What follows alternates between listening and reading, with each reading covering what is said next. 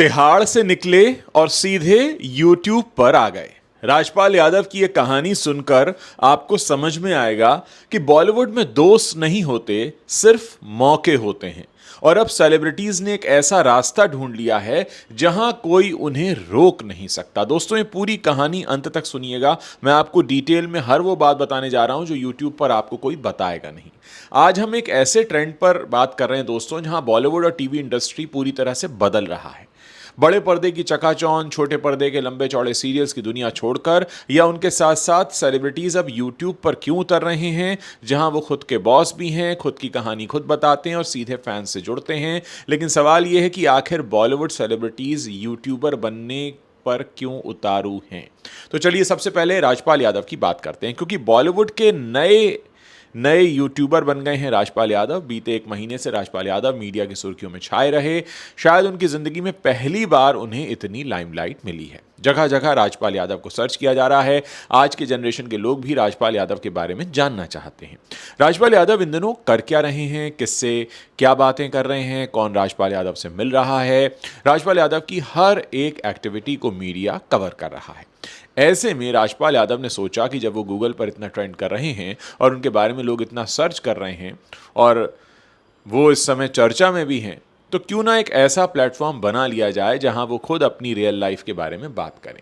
इसमें राजपाल यादव को फायदा ही है, कोई नुकसान तो नहीं है। पहला फायदा यह है कि राजपाल यादव को अभी भी जो लोगों की सहानुभूति मिल रही है, अपने नए यूट्यूब चैनल के जरिए वो इसे काफ़ी भुना सकते हैं। दूसरा फायदा यह है कि राजपाल यादव ने जो भावुक बयान दिया, उसके बाद इंडस्ट्री में एक बहस छिड़ी और इसी बहस का चेहरा बन गए राजपाल यादव। अब ऐसे में जब राजपाल यादव एक नए प्लेटफॉर्म पर नया काम शुरू करेंगे तो लोगों का उनसे भावनात्मक जुड़ाव तो बनेगा ही, जो यूट्यूब के एल्गोरिदम के साथ उनको शायद एक नई जगह, एक नई पोजीशनिंग दे सकता है। हालांकि मैंने उनके शुरुआती वीडियोस देखे हैं और उनके शुरुआती वीडियोस में वो बात नहीं है कि वो अपने दर्शकों को बांध सकें। खैर, देखिए, सब कुछ शुरू तो हुआ एक पुराने केस से। 2010 में राजपाल यादव ने अपनी डायरेक्टोरियल डेब्यू फिल्म अता पता लापता बनाने के लिए एक बिजनेसमैन से करीब 5 करोड़ रुपए का लोन लिया था। फिल्म रिलीज हुई लेकिन कमाई उतनी हुई नहीं जितनी उम्मीद थी। समय पर लोन नहीं चुका पाए, पोस्ट डेटेड चेक बाउंस हो गए, ब्याज लगा, जुर्माना हुआ, रकम बढ़कर 9 करोड़ से ज्यादा हो गई।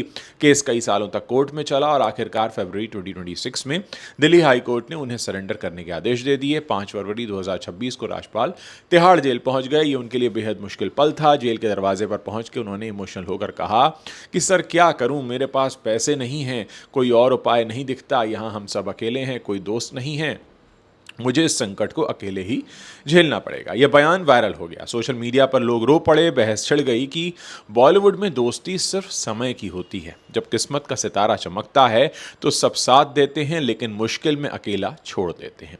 राजपाल ने खुद को चलती फिरती चेकबुक कहा, क्योंकि वो कमाते हैं, लोग उनके जरिए कमाते हैं, कई परिवार उनके भरोसे चलते हैं। लेकिन हकीकत ये थी कि आर्थिक तंगी उनको ऐसी पड़ी कि उनको जेल जाना पड़ा। हालांकि ये भी बहस का विषय है कि वाकई राजपाल के पास पैसे नहीं थे या कई लोगों ने कहा कि उनकी नीयत नहीं थी देने की। खैर, राजपाल यादव ने 12 दिन तिहाड़ जेल में गुजारे। ये दिन उनके फैंस के लिए भी काफ़ी हैरान करने वाले थे। बच्चे अपने पिगी बैंक से पैसे भेज रहे थे, स्कूल के बच्चे लेटर्स लिख रहे थे, देश भर से लोग सपोर्ट कर रहे थे। कुछ बॉलीवुड सेलिब्रिटीज़, पॉलिटिशियंस वगैरह सामने आए और मदद के हाथ बढ़े। फिर 17 फरवरी के दिन दिल्ली हाई कोर्ट ने उन्हें अंतरिम जमानत दे दी। उन्हें 1.5 करोड़ रुपए जमा करने पड़े। जमानत मिली, लेकिन अगली सुनवाई 18 मार्च 2026 को होगी।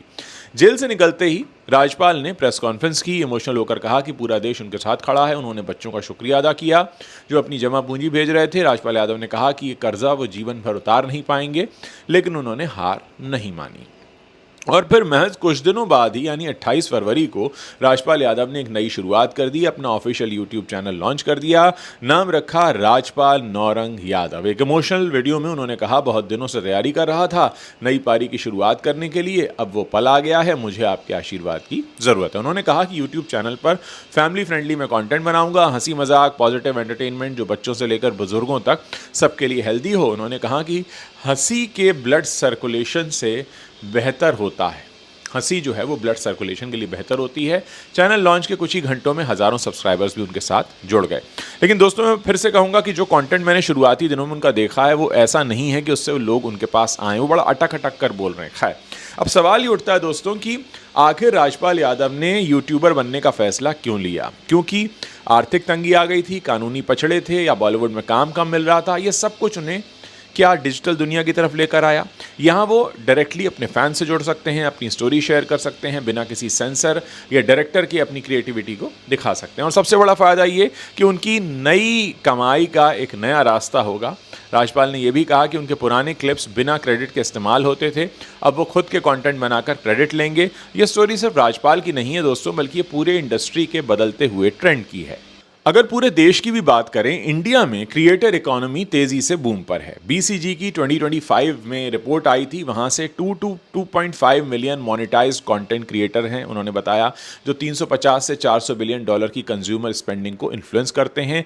ये इकोनॉमी 2030 तक $1 ट्रिलियन से ज़्यादा की क्रिएटर इन्फ्लुएंस कंजम्पशन ड्राइव करेगी। यूट्यूब से directly income, brand deal, sponsorship, virtual gifting, live commerce, ये सब कुछ आसान हो गया है। ट्रेडिशनल फिल्में और टीवी शोज में अब काम कम हो रहा है। OTT platform, short form content ने सब कुछ बदल दिया है। सेलिब्रिटीज को अब अपनी ऑडियंस खुद बनानी पड़ती है।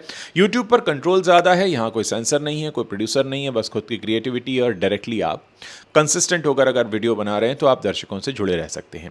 जेनजी और मिलेनियल्स यूट्यूब पर घंटों बिताते हैं, आप जानते हैं। लोकल लैंग्वेज कंटेंट हो या वीलॉग्स हो, रियल लाइफ स्टोरीज हो, ये सब कुछ चल रहा है। सरकार भी ऑरेंज इकोनॉमी को प्रमोट कर रही है, क्रिएटिव सेक्टर को बूस्ट दे रही है। आप कह सकते हैं कि यूट्यूब इंडिया का न्यू टीवी बन गया। वो बात अलग है कि अब कमाई का जो एक दायरा है वो भी काफ़ी सिमट गया है, क्योंकि बहुत सारे लोग कंटेंट क्रिएटर बन गए हैं।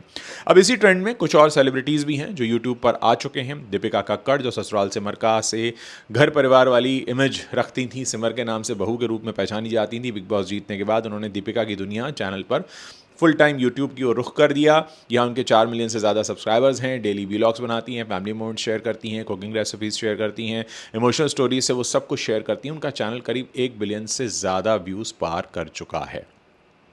फैमिली ऑडियंस को ये रिलेटेबल कंटेंट काफ़ी पसंद आता है। यूट्यूब ने उन्हें रियल लाइफ शेयर करने की आज़ादी दी है, एक्स्ट्रा इनकम दी और फैंस से उनका गहरा कनेक्शन भी बनाया। अब बात करते हैं जन्नत ज़ुबैर की।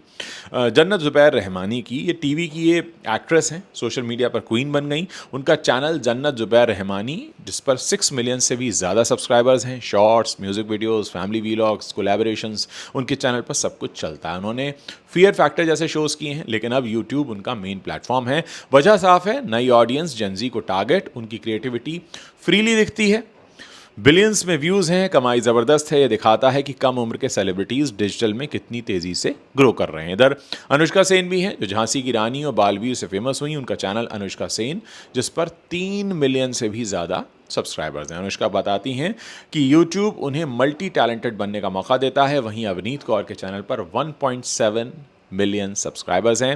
वो नेटफ्लिक्स शोज़ भी करती हैं, लेकिन यूट्यूब पर भी एक्टिव रहती हैं।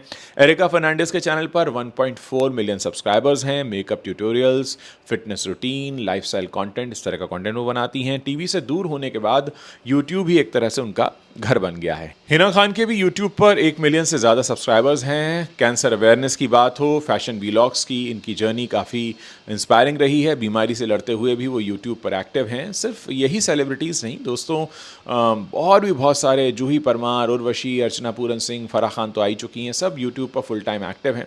दोस्तों शायद ये ट्रेंड इसलिए तेज़ है क्योंकि यूट्यूब से करोड़ों की कमाई संभव है अगर आपको अच्छे ब्रांड्स मिल जाएँ। तो एडसेंस की बात नहीं कर रहा हूँ मैं, क्योंकि यहाँ कोई नेपोटिज्म नहीं है, कोई कास्टिंग काउच नहीं है, बस टैलेंट है, मेहनत है, कंसिस्टेंसी, और आप इंडस्ट्री को बदलते हुए यहाँ पर विटनेस कर रहे हैं, देख रहे हैं। और राजपाल यादव की जो नई शुरुआत है वो भी मुझे लगता है इसी बदलाव का एक मजबूत हिस्सा है। उम्मीद है दोस्तों ये रिपोर्ट आपको समझ में आई होगी। अगर आप भी यूट्यूब पर कंटेंट बनाना चाहते हैं तो आप इसकी शुरुआत कर सकते हैं।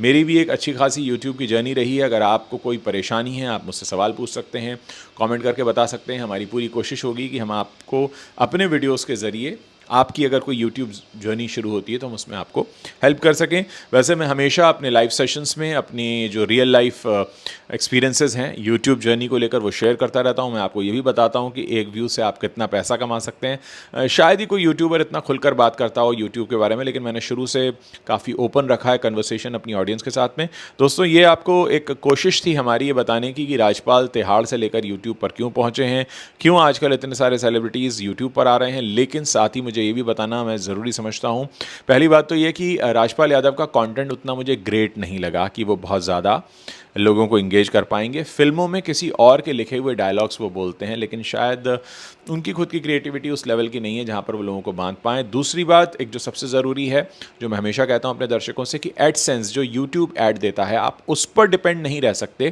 क्योंकि अब उस पर अगर आप डिपेंड होकर अपना करियर प्लान करेंगे तो वो बहुत अनप्रडिक्टेबल है। उसकी हालत ये है कि आप अगर 50 रुपये कमाना चाहते हैं तो आपको 1000 व्यूज़ चाहिए होंगे, तो 50 रुपये मिलेंगे 1000 व्यूज़ पर, तो आप समझ सकते हैं। इसलिए जो सेलिब्रिटीज़ आ रहे हैं, जो ऑलरेडी नोन फेसेस हैं, उनका इसलिए अच्छा ये चल रहा है क्योंकि ब्रांड्स उन्हें जानते हैं, वो डायरेक्टली ब्रांड एंडोर्समेंट ले लेते हैं। फिर चाहे यूट्यूब उनको 1000 व्यूज़ के 50 रुपये उनको भी देता है, फराह खान को भी इतने ही पैसे वो राजपाल यादव या किसी को भी देगा, लेकिन क्या होगा कि उससे पहले वो ब्रांड से मोटा पैसा ले लेते हैं कि हम आपके ब्रांड के बारे में बात करेंगे, तो आप हमें लाखों में पे कीजिए या करोड़ों में पे कीजिए, जैसी भी उनकी डील होती है। तो कुल मिलाकर मामला ये है कि अगर आप ब्रांड्स को कन्विंस कर पाते हैं तो आप बहुत विन विन सिचुएशन में हैं। लेकिन अगर आपको लगता है कि आप यूट्यूब से कमाई कर सकते हैं, तो मैं अभी भी कहूँगा कि यूट्यूब कमाई के लिए नहीं है। हाँ, यूट्यूब आपको पहचान देता है, मौका देता है, फिर आप जाकर खुद को बेचिए ओपन मार्केट में, कुछ ब्रांड्स लेकर आइए। सेलिब्रिटीज़ के लिए ईजी हो जाता है क्योंकि वो ऑलरेडी नोन फेसेस होते हैं और बहुत सारे लोग जो उनको बहुत समय से फिल्मों में देखते आ रहे हैं, उनको साइन करना चाहते हैं कि आप हमारे प्रोडक्ट के बारे में बात कीजिए। तो दोस्तों, एक छोटी सी रिपोर्ट थी, उम्मीद करते हैं आपको समझ में आई होगी, पसंद आई होगी। जैसा मैं हमेशा कहता हूँ, जब भी मेरे वीडियो के नीचे कमेंट करें, अपने नाम के साथ अपने शहर का नाम लिखना मत भूलिए। इंतज़ार रहेगा मुझे आप सभी लोगों के कमेंट्स पढ़ने का।